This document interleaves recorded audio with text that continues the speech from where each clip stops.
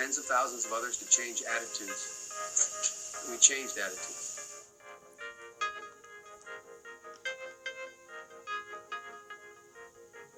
When I was 17 years old, like many of you, I participated in sit-ins to desegregate the restaurants and movie houses of Wilmington, Delaware. I came out of the civil rights movement. I was one of those guys that sat in and marched and all that stuff.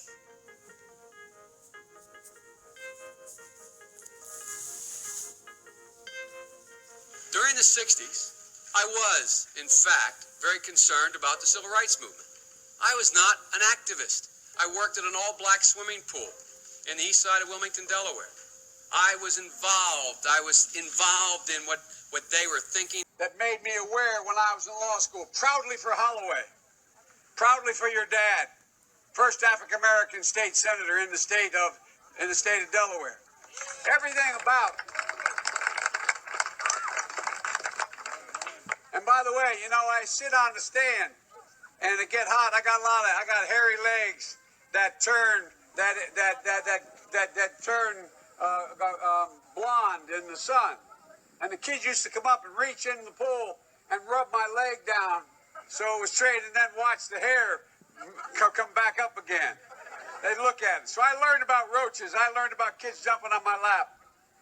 And I've loved kids jumping on my lap. Formerly known as the Violent Crime Control and Law Enforcement Act, the bill was a sweeping $30 billion package, which put 100,000 new police officers on the streets, created the Violence Against Women Act, and an assault weapons ban.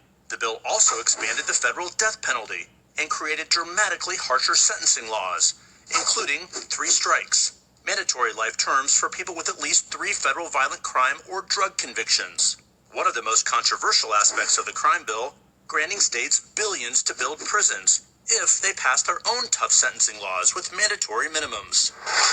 But those state laws, incentivized by the federal government, are what critics say helped contribute to an era of mass incarceration. Perspectives change over time. Bobby Rush, member of Congress, said the other day, "I'm ashamed that I voted for the '94 crime bill." You ashamed of that bill? Not at all.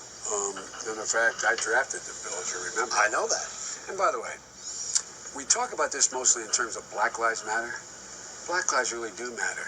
But the problem is institutional racism in America. That's the overarching problem that still exists. And we should be talking about it. And you look at it, the legacy of racism in housing and jobs and so on. So, but having said that. So, on the issue of race, I couldn't agree more that this is an issue that is still not being talked about truthfully and honestly. There is not a black man I know, be he a relative, a friend, or a coworker, who has not been the subject of some form of profiling or discrimination. Growing up, my sister and I had to deal with the neighbor who told us her parents couldn't play with us because we were black. And I will say also that in this campaign, we've also heard, and I'm going to now direct this at Vice President Biden, I do not believe you are a racist. And I agree with you when you commit yourself to the importance of finding common ground. But I also believe, and it's personal, and I was actually it was hurtful to hear you talk about the reputations of 2 United States senators who built their reputations and career on the segregation of race in this country. And it was not only that, but you also worked with them to oppose busing. And, you know, there was a little girl in California who was part of the 2nd class to integrate her public schools. And she was bused to school every day. And that little girl was me. So I will tell you that on this subject, it cannot be an intellectual debate among Democrats. We have to take it seriously. We have to act swiftly.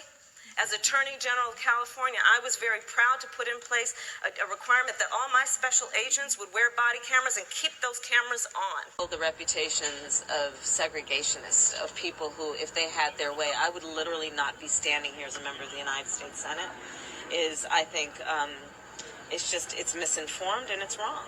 Does he apologize for that? He's going to have to make that decision. But, you know, let's be very clear that the senators that he is speaking of with such adoration are individuals who made and built their reputation on segregation.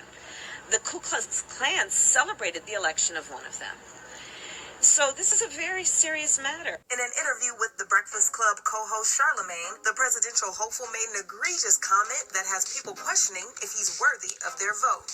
Towards the end of the almost 20-minute interview, Charlemagne touched on an issue of great concern. Who will be Joe's running mate? Black people saved your political life in the primaries this year. They have things they want from you, and one of them is a black woman running mate. What do you say to them? What I say to them is that I'm not acknowledging anybody who is being considered, but I guarantee you there are multiple black women being considered.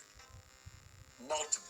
Charlemagne had a follow-up question, but got interrupted by someone off camera saying their time was up. The radio host instead invited Biden to come back, but Joe's response was off-putting. Listen, you got to come see us when you come to New York, VP Biden. I will. It's a long way until November. We got more questions. You got more questions, but I tell you, if you have a problem figuring out whether you're for me or Trump, then you ain't black. With tens of thousands of others to change attitudes. We changed attitudes.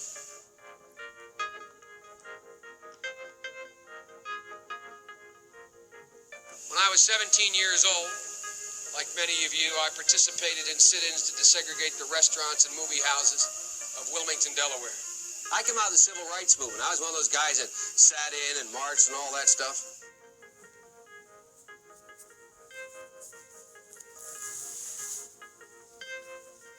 During the 60s, I was, in fact, very concerned about the civil rights movement. I was not an activist. I worked at an all-black swimming pool in the east side of Wilmington, Delaware. I was involved. I was involved in what they were thinking, what they were feeling. I was involved, but I was not out marching. I was not down in Selma. I was not anywhere else. I was a suburbanite kid who got a dose of exposure to what was happening to black Americans when I'm in my own city.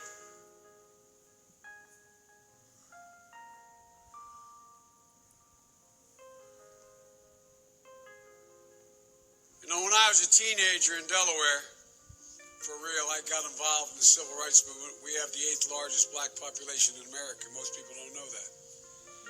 And I'd go to 8 o'clock Mass, then I'd go to Reverend Herring's church where we'd meet in order to organize and figure where we were going to go, whether we were going to desegregate the Rialto movie theater or what we were going to do.